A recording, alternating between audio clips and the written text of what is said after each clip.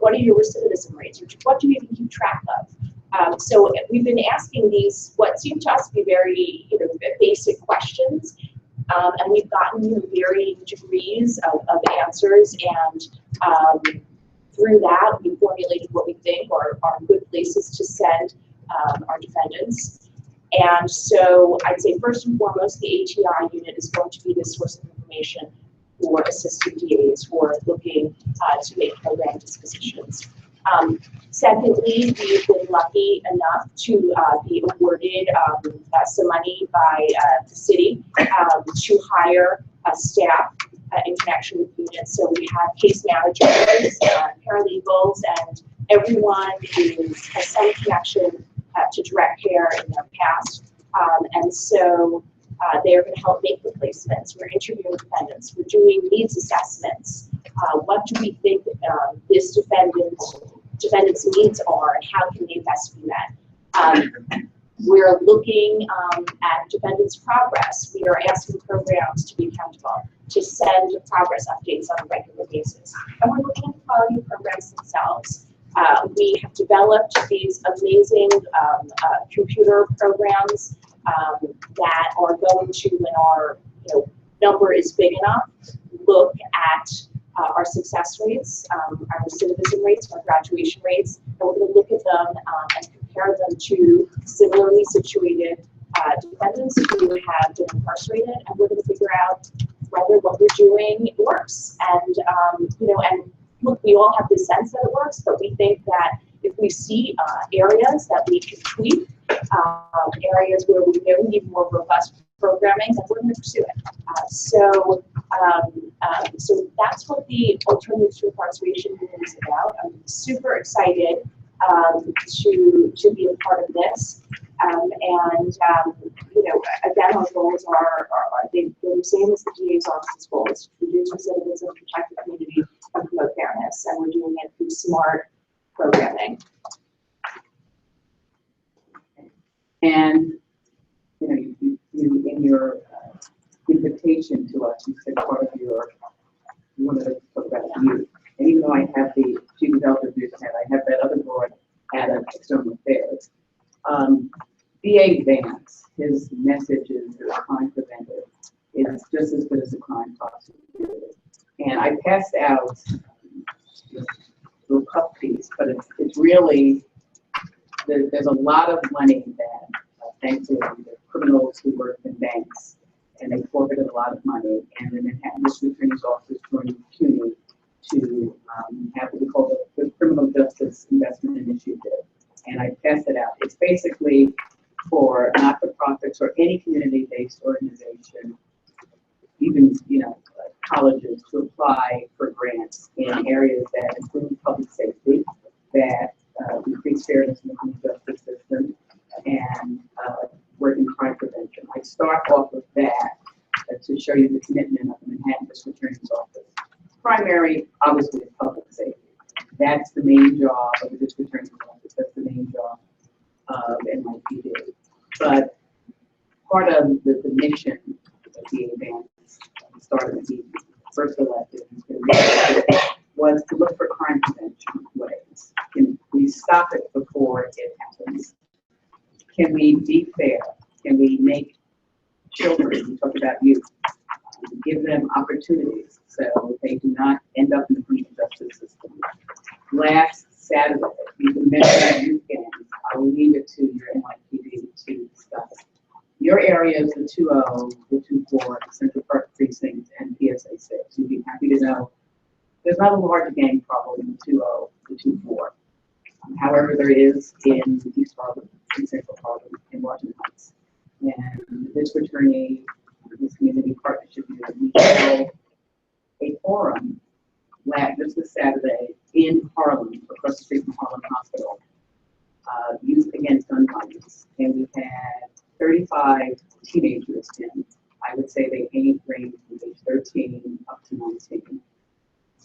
As a listening session, what can the district attorney's office do? How has gun violence impacted your life? The way we set it up, we put them in groups, and the law enforcement types, we stood outside, and they, amongst themselves, making community-based organizations, their leaders discussed it, and just like we have workshops and conferences, they forward all of the things that gun violence has done in their communities, have done in their lives, and affected them.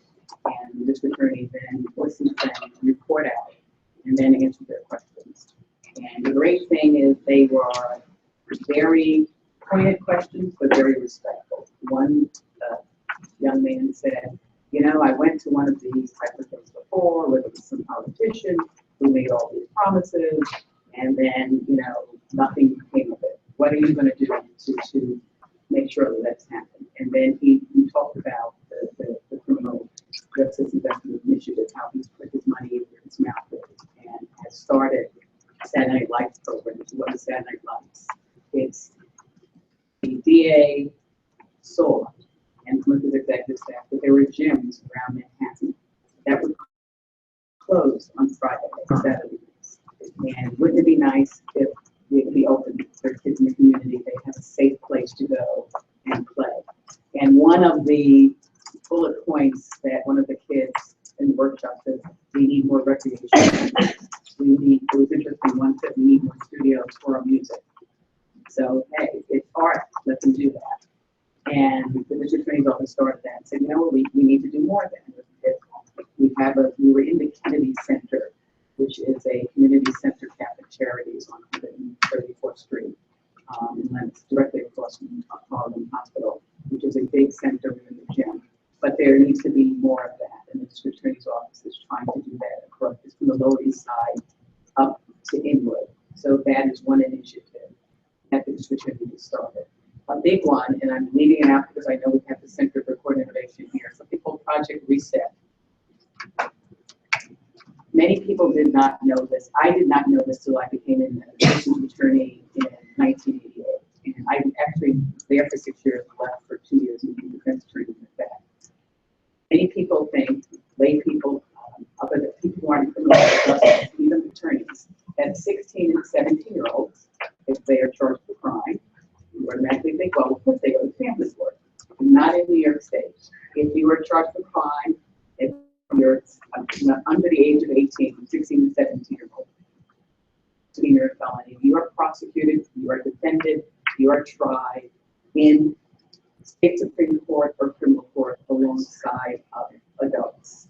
And the district attorney is one of the leading voices, along with Governor Cuomo, Janet DiFiore, who's now the chief judge, and she was the Westchester DA, in something called Raise the Age. What is Raise the Age? The age of criminal responsibility, where if you are charged with, and this is not the public safety is first, we're not talking about homicide, we're not talking about rape, for nonviolent crimes, you're 16 and 17, instead of bringing you into adult court with 30-year-olds who are sitting there who committed robberies, that you will be prosecuted in family court, that you will no longer be with adults. And I hate to use the word juvenile because they're really teenagers. And I never appreciated that until, and Judge Edwards was a prosecutor. When you are prosecuting cases, you know, you write them up, you look at complaints, and you often don't see the defendant you're prosecuting for various reasons. There's 500 assistant attorneys, there's different parts, and maybe if you stand on a ring, if you will, but that's rare. And I'm talking about the person that you're actually prosecuting yourself to do a sign of case. When I first started handling felonies, I went to court and it was a serious case to the victim, and I looked over at my defendant, who was 16. In my head, he was 15, he deserves it, and I looked over and he looked 10. And I remember it jolted me because I looked over and I was prosecuting a teenager. And yes, he did the crime, but it was the first time I realized. So we want, again, public, have to be pieces of public safety. The DA is, along with the Center for Innovation, is diverting the 16 and 17 years now on our own out of the system. We're charged with DV for sex crimes, putting them into a diversion program. Where basically they do everything like alternate sentencing. They're basically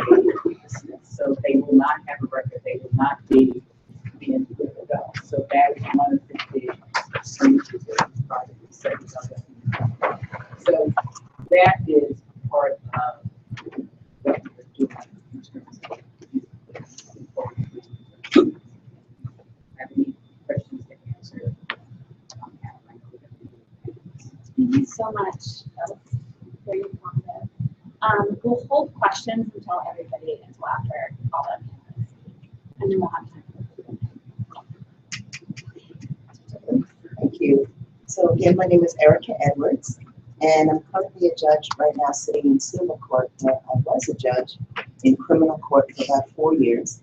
I started my career, just to give you a little bit of quick background, I started my career as an assistant district attorney in Manhattan. We had a little bit of overlap. And then I did defense work. So DA for about 3.5 years, defense for the majority of the rest of my career, I'd say 14 years and change. So mostly defense in federal court and state court. And now, as I mentioned, I'm a judge. So for me, I want to jump to the main question that we talked about, and then I can kind of work back. Some of the projects that I was looking at as a judge that I definitely think we could use some help with. Now again, I'm in civil court now, but I hope to maybe one day get back to criminal. Definitely raise the age, and that's sort of something you may know about. And there's a lot of research on it. There have been congressional hearings, things like that, but we certainly can't stop putting the pressure on it. And you know, we talked about actually seeing somebody before you, and I could tell you a little personal anecdote. Right before Hurricane Sandy, I got transferred to Brooklyn. And every borough is different. I've now sat and done arraignments in every borough but Queens. So I went to visit my friend when she was working there so we can go see a little bit. But I did practice as an attorney in every borough. And like I said, every borough is different. In Manhattan, we do have people that come to Manhattan from even other countries and get involved in committing crimes. And in other boroughs, they may focus on other types of crimes. So in Brooklyn, to me, it was like the Wild Wild West. And I had never seen, sitting in Manhattan the majority of my career, so many guns and robbery cases, because in Brooklyn, they just don't have a lot of time for some of the lower level crimes that we have in Manhattan when we're dealing with, you know, business people and tourists and things in Midtown. And not that the crimes in Manhattan are any less serious, but as a judge sitting in arraignments, I think I had 3 out of 4 cases involving young kids with guns and robberies. And by the time I hit the 3rd case, to be honest with you, and I've been a judge not quite a year, but I can't even tell you how many arraignments I've sat on. I wanted to throw up because I had at that time, my son was probably around 11. And I can tell you the kids that came before me looked like they could have been his friends from school, on his basketball team, or in any organization he was in. And it really turned my stomach. And I had to take a moment to do what I felt I needed to do. And moving on. So raising the age is definitely something that's dear to my heart and something that I'd love to see. Now, a smaller thing that would not take as much work, and I'm telling you, I haven't given up, but I just haven't figured out a way to do it yet. When young people come before us, for example, 16-year-olds, 17-year-olds, and let's say they plead guilty to something, maybe even a disorderly conduct, which is a violation, it's not even a crime, they have to pay a surcharge. So for a violation, it's $120, and for a misdemeanor, it may be more. So now my problem is that young kids that aren't working and that are involved don't have the money to pay. Sometimes their parents or grandparents or caregivers don't have it. And what we do on a daily basis is see if they want to have a judgment against them. Now, the problem I have is that some attorneys don't really explain to a young person what a judgment actually is. And what really bothers me is that the judgment will appear on the credit report, and an employer or somebody can maybe do a background check, and it will appear as a judgment from the criminal court, I believe, of the city of New York. Now, the violation will be wiped off of their rap sheet within a year, but that judgment remains and it shows that they had a criminal contact. And I think most people in the world know that you're not going to have to pay something unless there's some sort of admission that you've done something wrong. So I just don't see how we can enter a judgment against a young person when it hasn't even been proven that they maybe committed a crime, or even on youthful offenders, which in the state of New York, it's when they may plead to a misdemeanor or a felony or something like that, but it's not considered a criminal conviction. The surcharges still remain, and so do those judgments. So we've done some research, we've figured out some things, and we haven't been able to really find a way to get around it, because I do need to follow the law, but I'm hoping that we could put some pressure on our legislators about it. Now, as a judge, I cannot push for legislation, so that is a project I'm working on, but again, I can't push for legislation. So in terms of my experience, I guess I come mostly mostly I'm going to talk about it as a defense attorney because that was the majority of my career. And the majority of it was in with felony matters when young people, even lower than 16, so violent felonies, we're talking 15, talking 16, 17. Most of the programs that I was able to get my young people involved in really dealt with, and we're going to probably get into it in a bit, you had to plead guilty. That's the first thing you need to do before you even got in a program to be able to try to earn youthful offender treatment and probation versus going to jail versus getting a criminal record.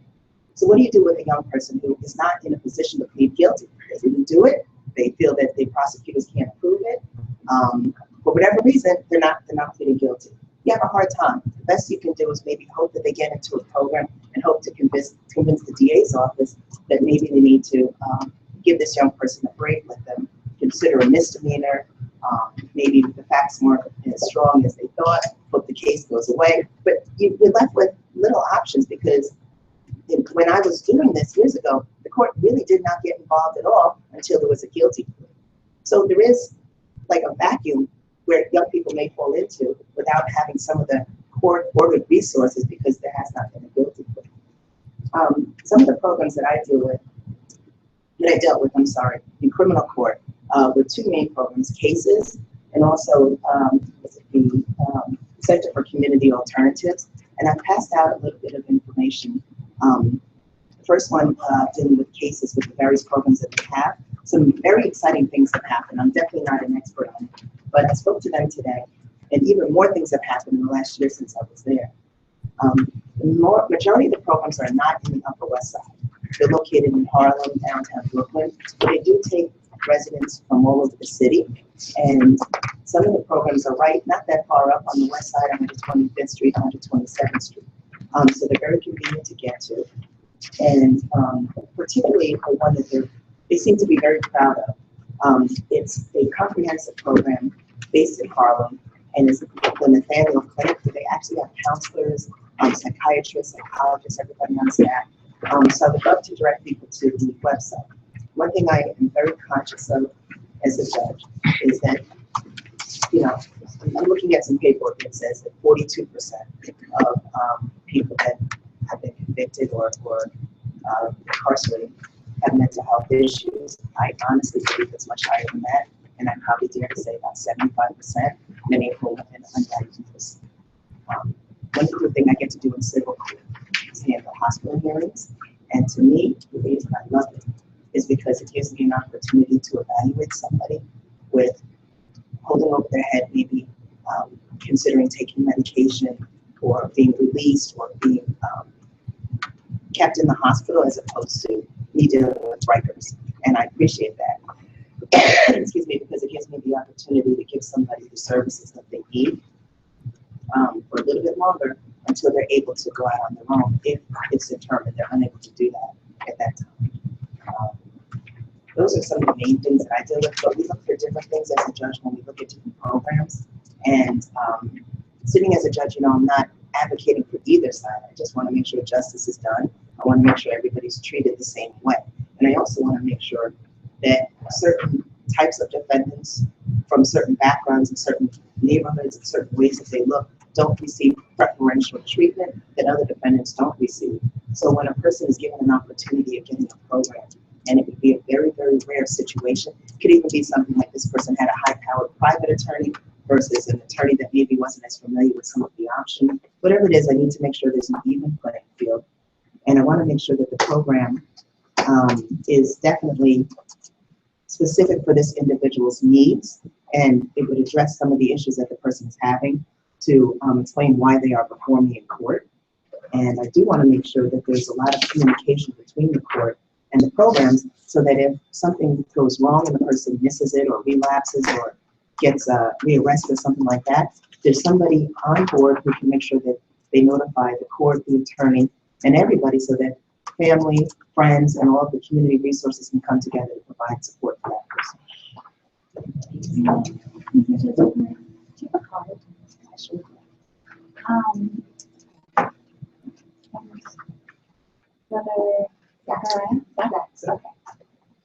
Hi, I'm Zach Pursuti. I'm a Jesuit of this province. The Jesuits are a group of Catholic priests and brothers, and we have a social outreach center, Centro Altagracia, in Washington Heights on 164th Street between Amsterdam and St. Nicholas. And we've been up there for about 10 years. And earlier this year, I came up there to start a project called the Thrive Project. And it's a project that works with spirituality with people who are incarcerated, but also education. So my background is as a clinical social worker, but I do offer Catholic services within the prisons and the jails. One of the things that I wanted to talk about today was the Thrive Project that we're starting. And through my experience for the past 5 years working and doing chaplaincy within the criminal justice system, I've just come to a deeper realization of the lack of programming, the lack of resources while people are in prison. And I'm very excited that just a couple weeks ago, I was able to have a very good meeting with the warden down at the Manhattan Detention Center, and we'll be opening the first Thrive Learning Center right in the jail in the next couple weeks. And what that will entail is a library. There isn't a library in the facility right now, but there'll be a library, an interactive library, but there will be seminars and group work around literacy, creative writing, English as a second language, art, job training and preparation, health and hygiene, education and awareness. I've just, over my research and over my years of working with people in prison and in jail, I've just come to this understanding that the reentry process really has to start while people are incarcerated. It really has to start the minute that they walk in. It can't be after they get their sentence or after they get bailed out. The minute they get in there, you have to start with what's up, where we headed, where are we going? And if that means we're heading upstate, we're going to be serving some time, that reentry process really needs to start now. Getting into GED programming, getting into a prison that has a college, and starting that preparation right while they're in jail, doing creative writing, resume building, literacy, whatever that groundwork that needs to be done and necessary. So the Thrive Learning Center and the Thrive Project is all about doing this life skills training for people who are incarcerated, and then continuing that care as people are re-entering and reintegrating into the community through our office and our computer labs up in Washington Heights. So I'm not sure if there's really anything else I want to share, but maybe there's some questions at the end.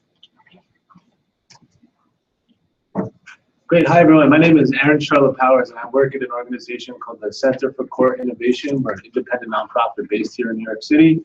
We do programming in the 5 boroughs, and through our research team, we end up having an influence nationally on the conversation of criminal justice. And so we had a lovely introduction from the Manhattan District Attorney about some of the efforts that Cy Vance and his team are leading up to think differently about the way prosecutors treat people who offend or arrested, and then particularly around adolescents or young people. And so the project that I coordinate, or one of the projects that I work on at the center, is called Project Reset, which was teed up very nicely for me, thank you, by the Manhattan District Attorney. So this is an adolescent diversion program, which is an effort to have 16 and 17-year-olds who are arrested for the first time as an adult complete restorative programming in lieu of appearing in criminal court, at the conclusion of which the Manhattan District Attorney decrees not to bring the case or declines to prosecute the case, which means that that young person never has to appear in criminal court in the first place, doesn't run the risk of having a record or any of the collateral consequences of dealing with that court process, any of the stress or aggravation or so on,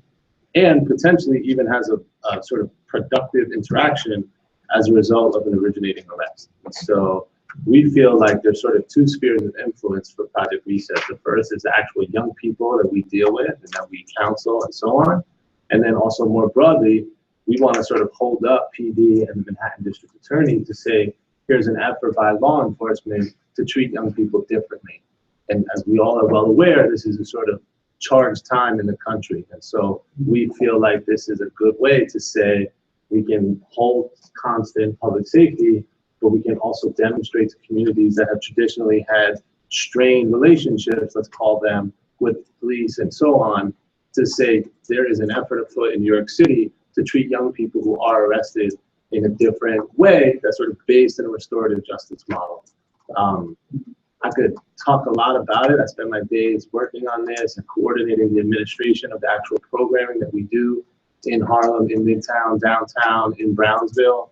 Effective October 1st, Project Reset will be in all of Manhattan. Thank you to the strategic initiative of the Manhattan District Attorney. And we also have a footprint in Brooklyn. Right now it's concentrated in Brownsville, which many of you may know. It tends to be a high crime part of New York City. And our hope is to also figure out ways that we can find funding to bring Project Reset citywide. And then also begin to have conversations with the police and with prosecutors to think about how we might expand the participation criteria. So might we go to 18? Might we think about expanding the arrests and sort of like what the participating charges are? And that's all sort of speculative in nature at the moment, but it's something that we think about because the data is sort of non-controversial in that the less young people interact with the justice system, the better their outcomes are and the less likely they are to interact again. So I'll be happy to answer any questions. I'll be here, but I just wanted to thank the police and the Manhattan District Attorney for partnering with us in an effort to do their job differently and better for the young people who come into contact with the justice system. Aaron? Yeah, I do. I was asked to come here to talk about Project Reset, but yeah. Well, maybe you can go through the mechanics of like how the arrest goes. And prior to this, the arrest was the juvenile would come into the system or come into the precinct, excuse me, for various crimes, whatever it might have been picked up for. The juvenile desk was called priors, and family history was run, deciding whether or not the kid could be released to the parent. Mostly based on whether or not he was going to get a desk appearance ticket or he was going to be remanded. Rarely did the juvenile desk ever remand something. But from there they would get a court date to show up at family court, and then they would disappear from our radar until later on. With this, as he was saying, that there was I'll just go over some of the stuff. It's mostly marijuana, criminal trespass, tampering, all nonviolent things, nonviolent crimes where this project would kick in. The juvenile desk would still be called, all the same things were done, but we would refer it to the Project Reset, and that would be put on top of all the paperwork, and from there they would end up going to whether it be counseling or community service. And that started in the dates here, the 2-0 that's covers here. So that started in July 11th. September 1st it started in 2-4, and Lower Manhattan was October 1st. And pretty much you covered most of the stuff. I would just add one thing. You asked us to think about what we might offer to the community board on things that they might do to be involved, and just you could correct me. But what I sometimes suggest to people is just go to court. Arraignments are open, court is open. You can just sit in court and observe, and it can be a very educational experience if you haven't ever done that, to just see what it's like, especially like you're saying, the sensation of seeing a young person who appears sort of baby-faced, appearing and being treated as an adult. It can be very jarring. Or it could be whatever it could be, but it's worth, if you have the time and you're able to go, it could be very educational if you haven't had that exposure. That's a good idea. Can you guys also talk about, just give us like a scope of what's happening in our districts in terms of crime, just like broad scope, and then also involving youth and particular gang? Okay. Let me reintroduce myself. My name is Lieutenant DeMore. I run the special division in the command. As far as gangs, we have a very limited number of gang units in the command. One of them is called Columbus Avenue Gunners, and they're located mostly in the Douglas houses between by 100th Street up to like 104, 105. The numbers may vary depending on incarceration and kids that move out of the area, back and forth. I would say that we have done a decent job as far as like suppressing, behavior, violent behavior over there. For example, in Douglas houses, this year we've had 2 confirmed people shot. One of them was a dispute, within 2 people. And the second one was a gentleman that was actually walking by and got hit by a stray bullet. Okay, we're still working on that case.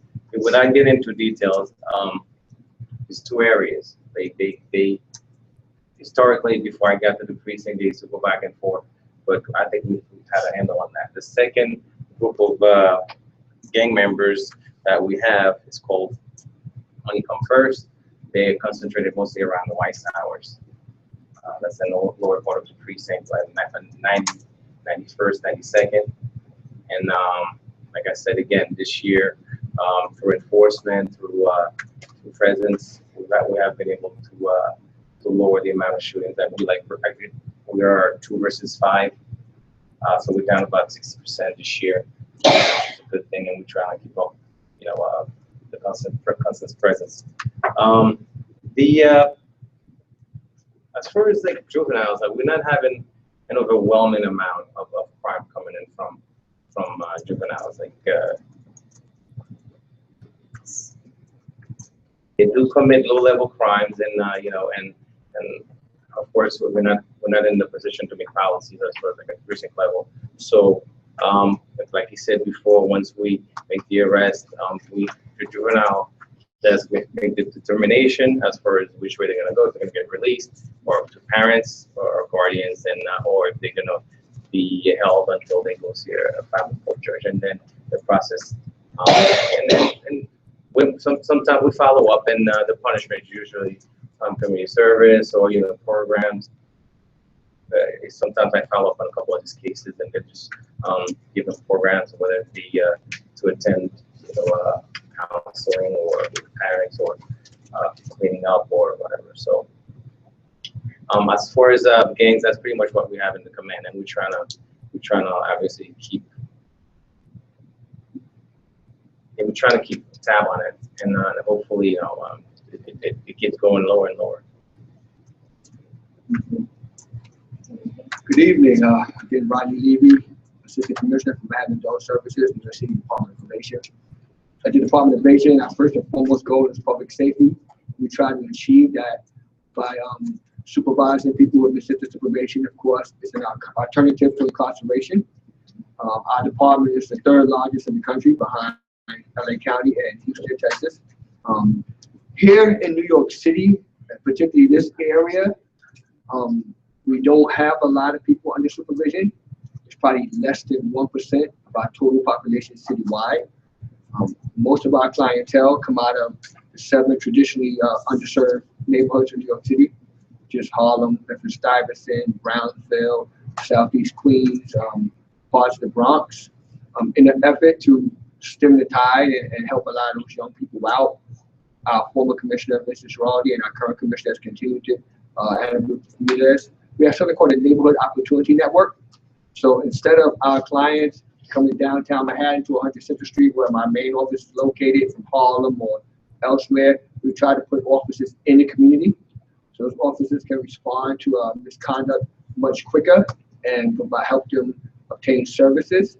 And also, I hate to say it like this, but try to make it easier for our clientele to succeed on probation and not reoffend and find themselves in prison. We found out some time ago through research that a lot of our clientele was being returned to prison on technical violations, which is non-violent violations of probation. We tried to do our best to work with them longer and more intensely so that we can bring our violation rate down, and at the same time, stop them or prevent them from reoffending. In our NEON, we use motivational interviewing, evidence practices, restorative justice, whereas when somebody's exhibiting misconduct, we try to sit with them for a good period of time and have them reflect on their deeds. And hopefully through that reflection, they'll realize what they've done and try to have better outcomes. Additionally, we try to use abstract ways to connect to them, such as through arts and sports. So we have something called Neon Arts, and every 90 days, every quarter, we have local community-based organizations submit applications to us to work with young people. Usually it's art, let's say arts programs. It could be poetry, it could be singing, it could be music, it could be painting. And previously I was located in Jamaica, Queens, and we helped paint a school. And the theme of the mural had to be education, because that was our theme, education and employment.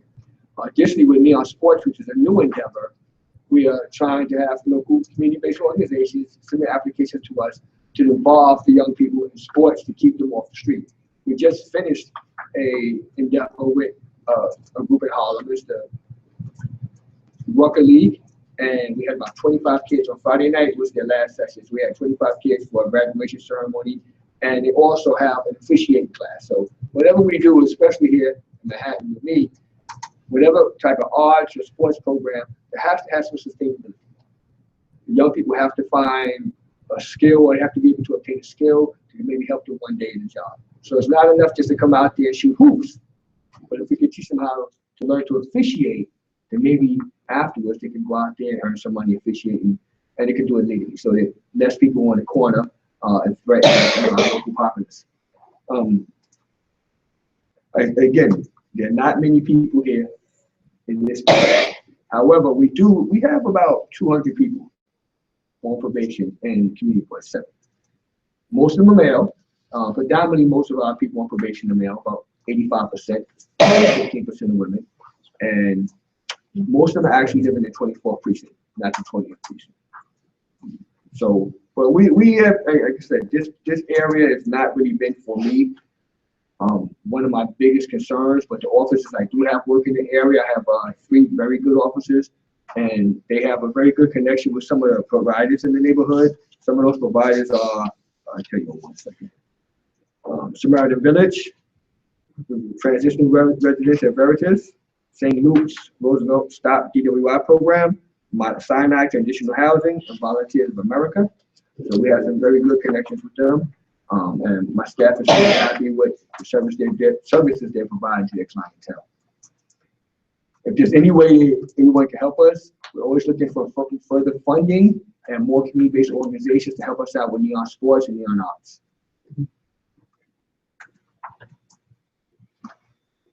Are there any other panelists here? If anybody from close to home? Hi, I came in late. I had a meeting at the 26th precinct. My name's Amanda from Assemblymember Daniel O'Donnell's office. Oh, great, welcome. Hi. Thank you for coming.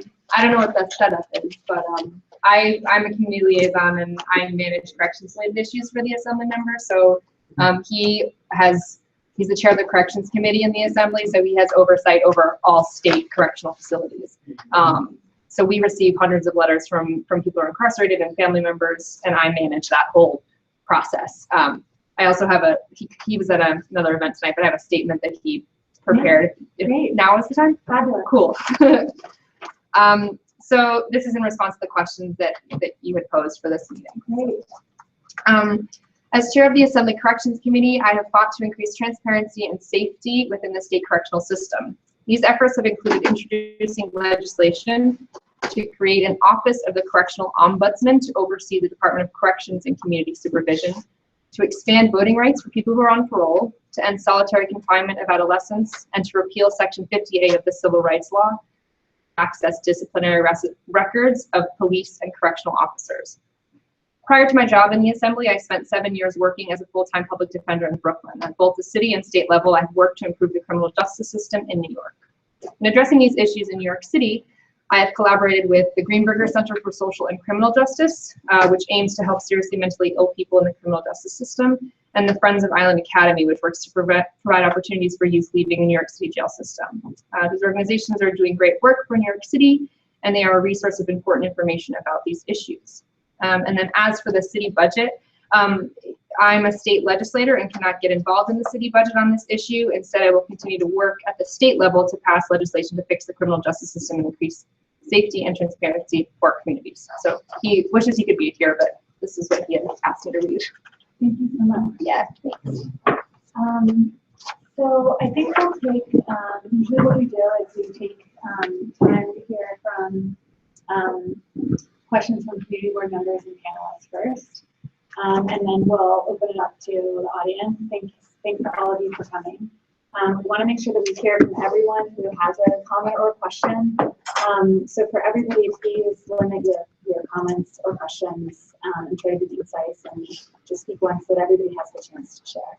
So it's Bob first, and then Joe. First, let me say that it's wonderful to have a panel like this, and we're always very lucky to be with the scope and the panel that we had. I worked about 10 years for an agency that you probably all know, a very talented mental health community-based residential program for people with psychiatric Axis 1 and Axis 2, Axis 1 diagnosis. And that's just as a background, but one of the themes in all of this, and we're all advocates for the reentry process, one way or another. And the alternative precepts, we know about this kind of thing as it evolves. But one of the things, the intellection in all of this, my generation, I'm much older than most people around here, but my generation of the 50s and the 50s, we were all learning the same thing. And we were all channeled into programs for young people, Latinos and Blacks, that the system didn't quite know what to do. So they got profiled in that way, as a blanket policy practically. And the thing that concerns me is that with the explosion of untreated incidents, and I'm glad we had a clinician here, because I think the principal answer comes from the point of view that comes from you, I hope. It almost sounds as if we're getting the young people and we're classifying them as being mentally ill, incapacitated to some extent, and which of course qualifies them for program, not independent living, not independent life, because if you come in before the judge with a DX of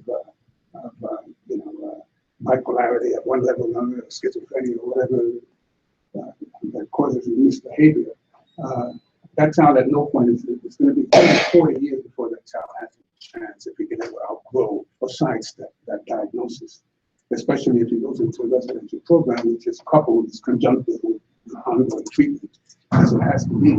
So that's a theme that we cross around on a regular basis.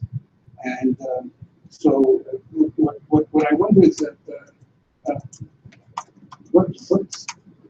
to what extent does that make, Father, sense to you?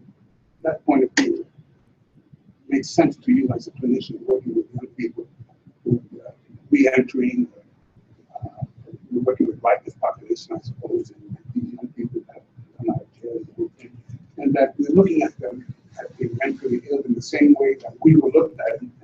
And all of us wound up in college, all of us wound up in honors sections. We went to science, we went to tech, but yet in the 50s, as we were 10 years old, we were learning the same thing. You see, we managed to break through. And it just sounds to me like the same sort of thing is happening again. Do you have any thoughts on that? I mean, I think it's a great question. I think it's something that is an ongoing conversation. Particularly, I'm thinking of a unit on Rikers that I work at on Tuesdays called the Second Chance Unit. And it's at GMDC, which is one of the facilities on Rikers. And it has detainees that vary, I think, from 18 to about 21. And they are detainees who have gotten into some trouble while they've been on the asset. So they wouldn't necessarily be slashers, quote unquote, but there's some fighting and gang affiliation type stuff that have gotten them to this quote unquote second chance. Well, I had an interesting story just last week when I was there. This 19-year-old came up to me and said that somebody told him he had an anxiety disorder. And he's a 19-year-old, like, extremely athletic kid. And I said, anxiety disorder. I said, oh, what is an anxiety disorder? And he said, well, I walk up and down the hallway, back and forth. And I said, well, have you been to rec at all this week? And he goes, oh no, we haven't been allowed to go to rec. I said, well, I think you should go to rec, and maybe that anxiety disorder will go way away. And he laughed, and actually the corrections officer that was standing right next to me laughed. I think you mentioned something, Aaron, when we were just sitting here about impulsive behavior. Is it impulsive behavior, or are they just adolescents? And so what do we do with this energy? What do we do with this anxiety? How do we challenge this energy and anxiety instead of slapping on these diagnoses and labeling these groups of people? Are there things that we can do creatively with this population that can sort of solicit their cooperation in securing the area, instead having them find their own quote unquote recreation? And there's all kinds of things that they do to find their own recreation when they're out in housing. They don't. So it's interesting because a few years ago, I want to make sure we hear from everyone, and Shelley had a question. So after you're done. okay, I'll make it quick. It's just a footnote to what the party said, and it makes your last point. I presented a domestic violence program in Bristol for 2 years, and to done the program. And I retained an art therapist that works at Rikers, you may know her, Leslie Hatchett. And she wasn't working with hostel students in terms of Rikers, but that happened to be a place. But she brought some samples of the work that she was creating with the young men and women at Rikers. And you can see psychotic art. That's why I think none of that art is. It may have been juvenile, this and that, and naive, but it was art that was part of coaching the development of mind, statements. And these are kids that have to have treatment. So I appreciate your point of view. I mean, that's exactly what we're talking about. Less of that label, mentally ill, and 62% of the 40% of this and that. I don't know. Okay. So in the early 2000s, I was on the citywide community action board and dealing with what was not being addressed. And what was not being addressed, we found, was adolescent literacy and the issues around adolescence in terms of community block grants and funding. So we developed a program, and this is what I'm going to relate that to the prisons and exit from prisons. We found, number one, that students had left school between 16, early 16, maybe before, and they didn't have their education, okay, that they needed to move on. So we created a GED program. There have always been GED programs, but that didn't work because some kids weren't ready for GED. We created pre-GED. With that, we said it's not enough to provide kids who have dropped out of school, and many of them because of family issues, social issues, criminal issues. They were not having, they needed youth counseling, okay? They just couldn't have some educational thing. And they needed to know that there was maybe an internship or some career guidance and other services available, so it's comprehensive. So we developed this program. It's been very successful citywide. Apply that to students who have been incarcerated. Now they're incarcerated, they're 16 to 24, same age. And then what do we find? Not sufficiently educated. So they're teaching their GED programs. My question was, what about pre-GED? What about those who are not ready for it?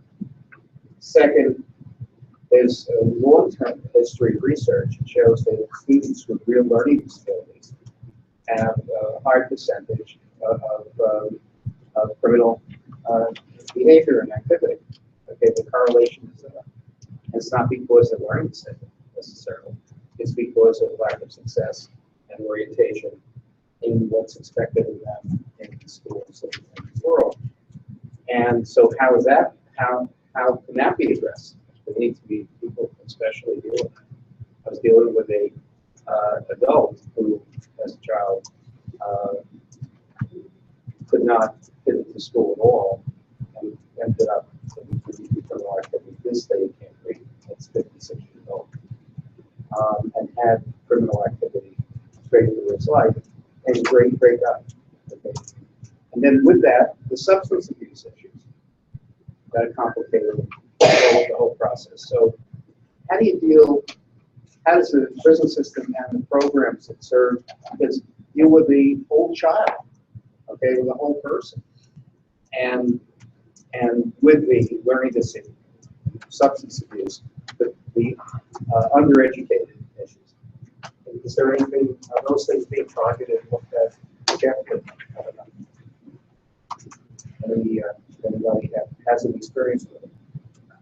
The only thing I can say, just from my perspective, and I'm nowhere near an expert on it, our panelists, but you know, there are so many programs that do referral services. So they will have a young person come in into a full program, and they have people on staff, and they also farm it out to other people.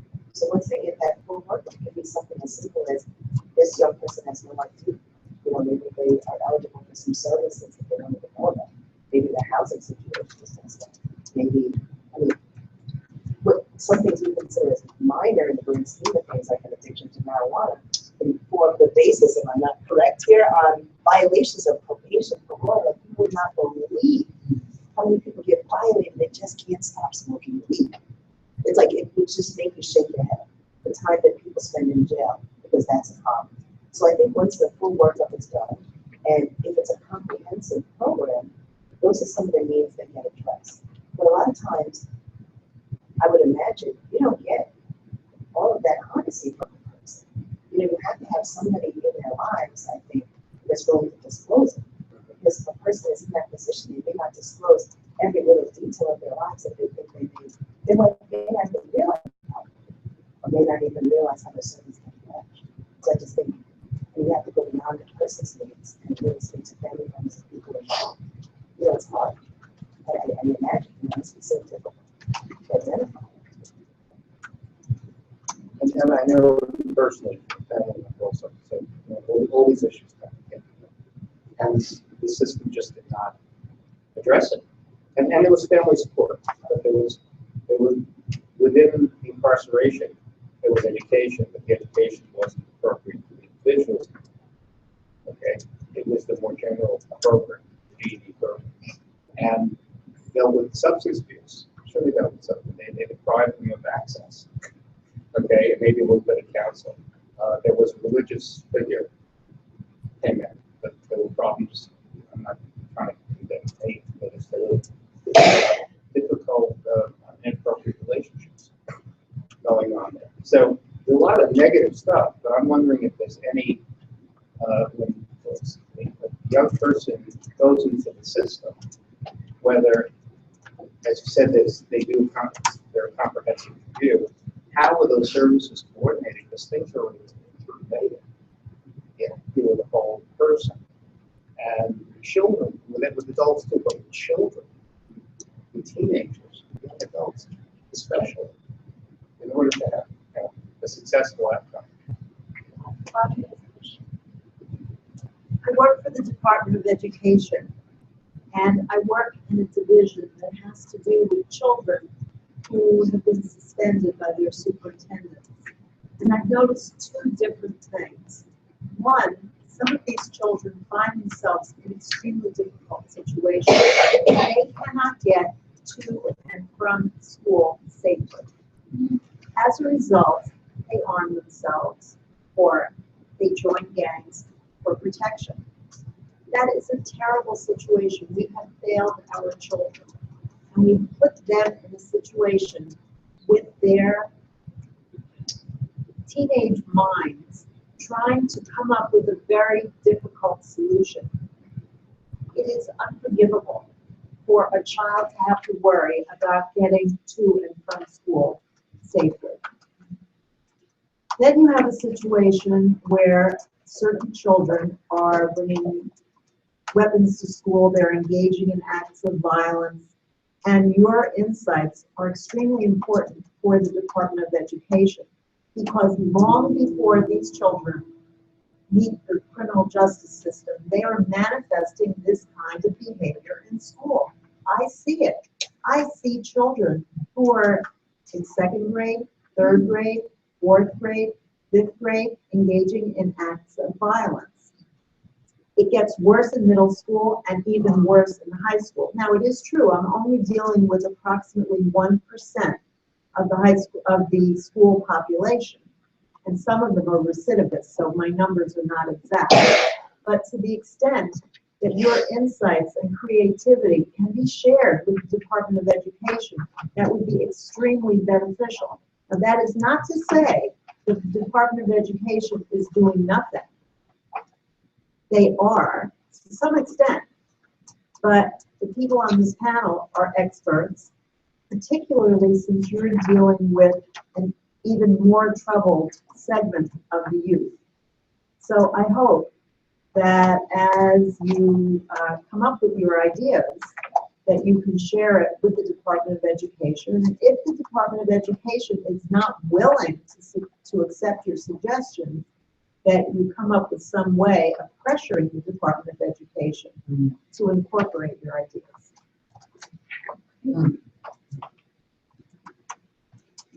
I have a question related to best practices. So a number of panelists mentioned providers and community organizations and the importance of programming, and you mentioned best practices, I believe.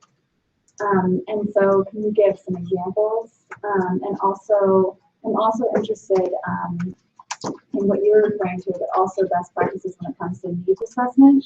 So they're actually useful, because I'm sure that many organizations do needs assessments but don't necessarily use the information. Right. So with regard to needs assessments, and I'm sure many of you out there are familiar with a theory called risk needs responsivity, which basically refers to this idea, and it's evidence-based, that says you can either predict or impact a person's level of recidivism by looking at their needs. And needs are comprised of both static and dynamic factors. And so the static factors are the ones that you would normally think of when you think about what goes into recidivism, what goes into people predicting crimes, committing crimes. So age, prior criminal activity. There are also dynamic factors that you get from conducting a face-to-face assessment, and that has to do with substance use, negative peer constellations, and criminal thinking, cognition. And the theory says that if you take those 8 needs, you look at them and you address them in a responsive way, in a culturally responsive way, then you can have an impact on recidivism. And so there are lots of brands out there that have based these risk assessment tools based on the R&R theory. I know probation uses Compass, there's LSDMI, CCI just did the CCAT, there are all sorts of tools out there. And this goes to one of your questions. At different points in the criminal justice system, there are different needs assessments done.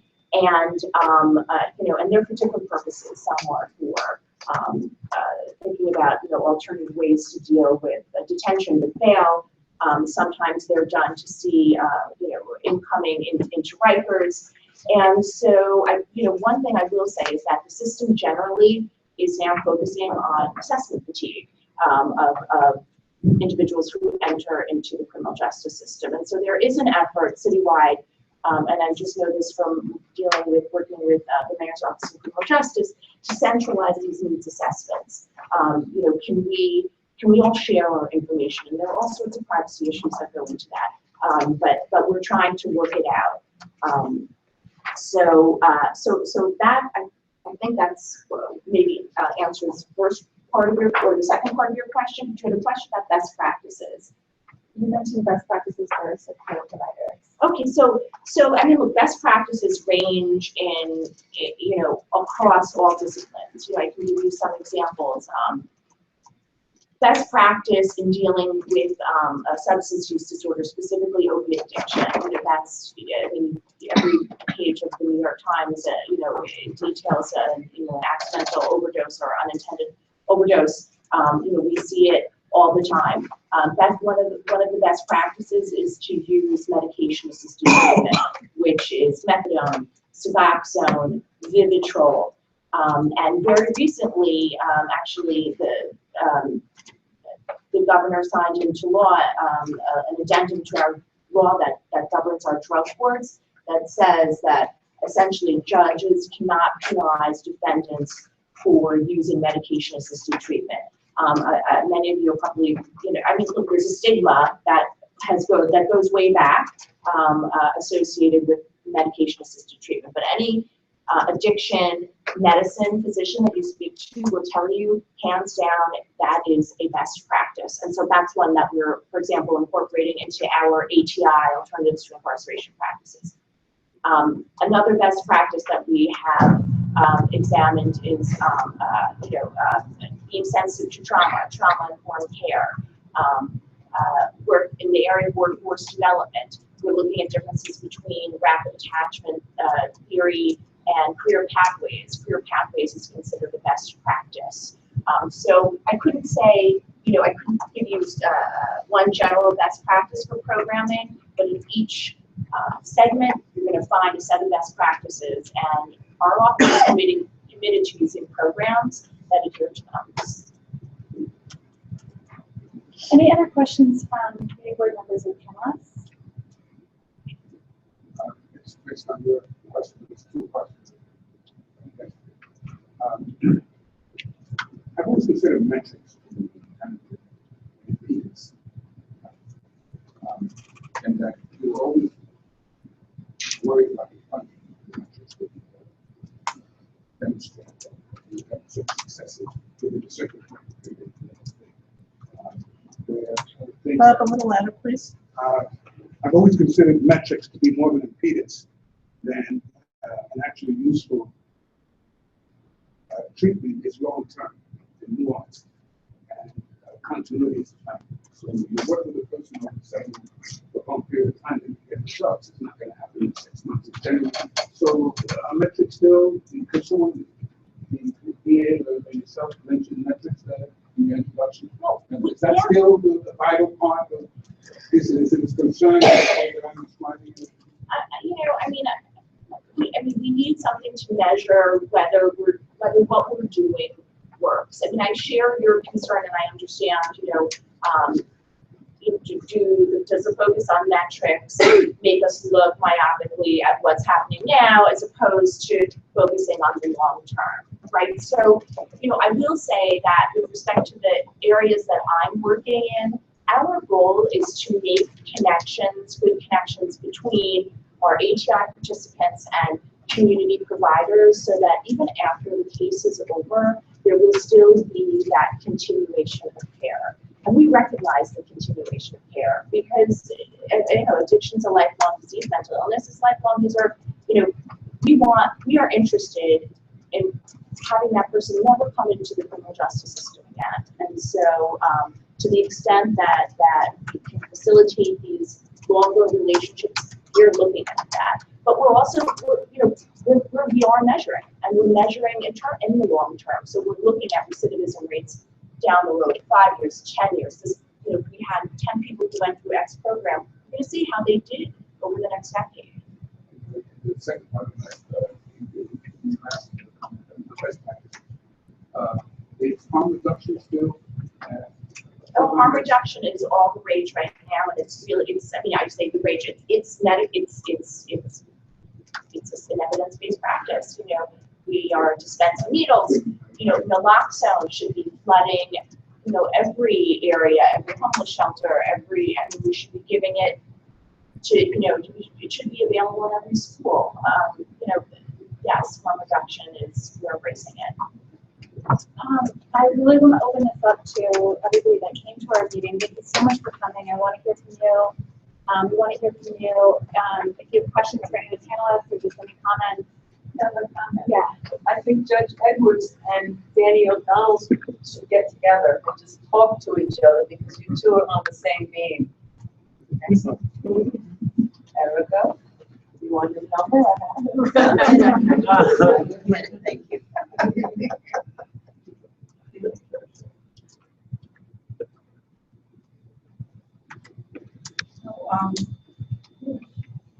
We've some both of us, Deborah and myself, have served in Townsend. And we were over at, Oh, we were in Helen's together in our Yes. open house, so I brought a couple. so she told us about the meeting that we're gonna have on, crime here. And I have some interest in that as well. And I'm gonna talk to this young guy after. Sylvia used to be on the community board. Yeah, Years ago. 100 years ago, on Community Board 7, I served on this board in the 80s under Luke Messenger. So I wanted to come over and see what you guys were doing and where you were located, because I didn't know you was here. So, Thank you so much for Touche. coming. but I'd like to talk to you. Yes. Good. Because I worked with the program in Georgia, South on re-entry as a volunteer for some couple of years. So I like what you were saying about doing the work for re-entry. So I really want to talk to you. Glad I came. Good. It looks like this housing thing is, are there many young people who don't have a place to go back to, or home to go back to? And is this tied in, are there any statistics on young people aging out of foster care? Are they tied into the system? And what happens to them at that point? Do they flounder? Do they grow on? Where do they go? Great question. Good year. Okay, so is anything keeping track of, the incarceration or, crime or Speak up. for foster children?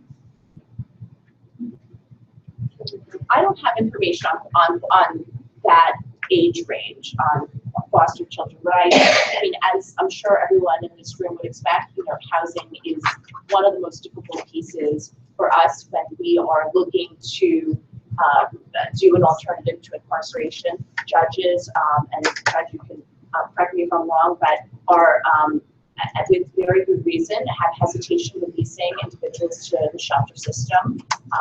There's a sense that we want to know some stability exists. It has, through the CJII, funded something called the JISH, it's Justice Involved Supportive Housing program, and this program targets, I want to say about 100, it could be 150 of the, I guess you, for lack of a better term, you call them the frequent flyers, those who cycle in and out of the justice system, cycle in and out of the ER, cycle in and out of the shelter system. And they matched the highest utilizers of all those systems and came up with this list. And if you come in contact with one of the systems, and we found you, you are entitled to supportive housing, forever. It's been funded by JISH, by the CJII, and that was a really amazing initiative that the PA recently funded. And I have spoken with the head of JISH, and very few individuals, few defendants have fallen out, meaning gotten arrested and were taken away from their supportive housing. But the idea is that they still have it. So even when the incarceration period is over, they can return to their supportive housing. But it's a very tough issue. And that's not just a crutch for them, instead of learning how to stand on their own 2 feet? The housing, I mean, from everything that I've read, the literature, I guess it's sort of intuitive in that, you can't, it's very difficult to work or to go to a job every day if you don't have a place to rest every night. We could say that, what is supportive housing? Supportive housing means that it's casework and social work within housing and not in an institution. So they can be independent, but it's with support. Does anybody else have any questions? I have one. Does anybody else? Okay. I have a question for a few months ago, the New York Times had an article that said that there has been an increase in the number of reports of sexual assaults. And I'm interested if you think if there's any theories or ideas about whether assaults have increased, or is reporting increased, or what is the reason behind that. And the New York Times article also said that the NYPD wasn't posting where the assaults took place in the same way that they do for other kinds of crimes. So if you could speak to both of those things, the reason for the increase, and then why the information about the patient isn't shared. Oh, I can only speak for the rest of the 4 precinct. Okay. Okay, and I can tell you right now, sexual assault is way down. We hardly get any, and if and when we do, it's usually people that are known to each other. Like, say, would be, for example, boyfriend, girlfriend have a fight, and something happens and they report it. But as far as like stranger, we haven't had one this year. We've had like the only incident that we've had in the command like that's remotely related to that is there's a female victim walking the dog at 5 in the morning. There's a gentleman that jumped out of the bushes and he grabbed her, and then he tried to kiss her, and then she pushed him away. But that's the only incident that's like that raises concern. But we've been looking for him. Special units have been looking for him. We only have a sketch, but she wasn't able to ID. But as far as like sexual assaults, no, that hasn't been an issue at all. We've had like I don't have the figures in front of me, but like very low. So I can't speak for citywide. And then we have no problem disclosing our locations. Actually, our information is public. Okay. It's public anyway. So. And I must say, I came back to citywide concept stats. And citywide, like year to date, September, January from last year, it is down 3.1. So it is down citywide. And the 6 year is down 10%. So it actually has a whole decrease. That's citywide stats. That's just last week.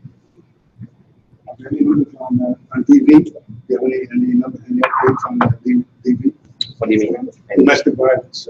You referring to all crimes in general, or just the numbers in 24 and 20 in our district, in the CB7 district. But just in your command, you're 24. Well, you know, there's a whole different unit for that, and they're not here, so I don't want to speak for them. I have the figures in front of me, but like if you're referring to specific crime, I could, maybe shed light on that. But, yeah, but domestic violence. It's a broad title. It's very hard to target. Like, there's nothing that triggers domestic violence. Like, it could be, I guess, these are things that happen behind closed doors and we have no control over. But we haven't had any major violent crime when it comes to, for example, it's like a stabbing or a shooting or anything like that. That's happening as far as like domestic violence. Yes, we do have like. Well, it's interesting to know. I'm glad that you're saying what you're saying. Okay, yeah, we have like. We look at it. Okay, we report the call comes in. There's an incident. He's going to kill me. She's going to kill me. Whatever it is, and the police respond, and it's classified as a domestic violence incident. So that's what I was asking about. Yeah, like we have a very aggressive domestic violence unit. I'm familiar with that. They do follow up, they do weekend visits, so we don't leave any case untouched. You don't have any numbers. Right now, I don't. I don't want to keep people too long. We are very grateful that you came. And we've, like I said, for the last about 12 months, we've had these panels almost every month, and it's very useful for us, and we're very grateful that you're able to come and share the work that you're doing. We'll definitely follow up with you. And I should say that for the next year, like we're shifting the way that we hold these panels slightly, in that we're going to focus on one issue for longer. And so we got a lot of ideas from this discussion. I'm sure you're taking notes. We are very excited to have fellow Stephanie Grisman, who is going to be working with us And we're going to try from this discussion to identify one issue that we'll focus on for the next 3 months, and we'll do some research and advocacy, and so we'll probably follow up with you about that. We've heard a lot of things, and a lot of really good ideas, including having a safe place for youth to go and more recreational activities. We heard Audrey talk about the problems of youth not being safe on their way to school, so they're in a situation where they have to carry weapons. Judge Edwards talked about a few different things, raise the age, which you mentioned too, and the issue of the fees, disorderly conduct, and the judgment. And so we got a lot of really good ideas, and we're grateful and follow up with you for sure. So thank you so much. I'd like to also get cards from everybody, but I haven't received cards from.